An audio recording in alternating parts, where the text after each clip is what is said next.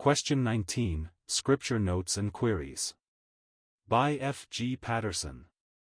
Questions and Answers. Edited by Irv Risch. Question. What is the teaching of the parable of the unjust steward?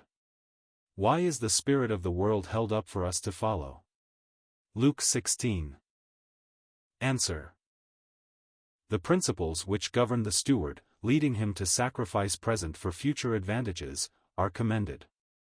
He might have kept his master's money, but instead of this he laid it out in view of the future.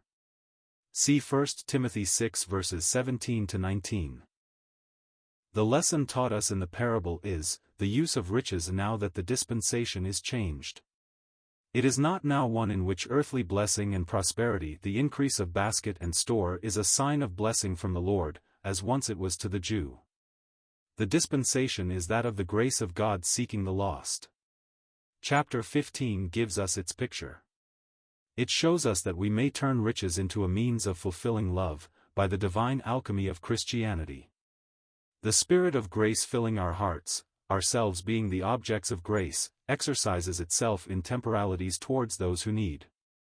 Thus, the Philippians' care of Paul turned the unrighteous mammon into an odor of a sweet smell, a sacrifice acceptable, well-pleasing to God, Philippians 4.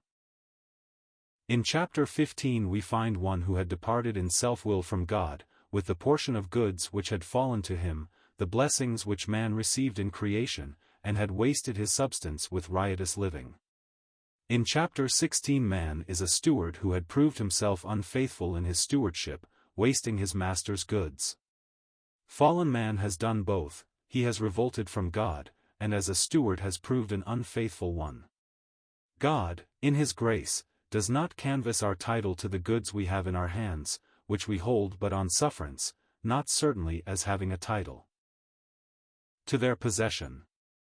He does not remove the goods, but speaks of them as another man's, and we should use them in view of the future, so that, by and by, we may find we have made a satisfactory use of them, and be enabled to give a satisfactory account of the use we have made of them, for him who had left them in our hands. If we are faithful in the least, we will be faithful in much, and according to the faithful use of that which is in reality another man's, we get the sense of realization and the joy of possessing that which is truly our own, i.e., heavenly things, the true riches.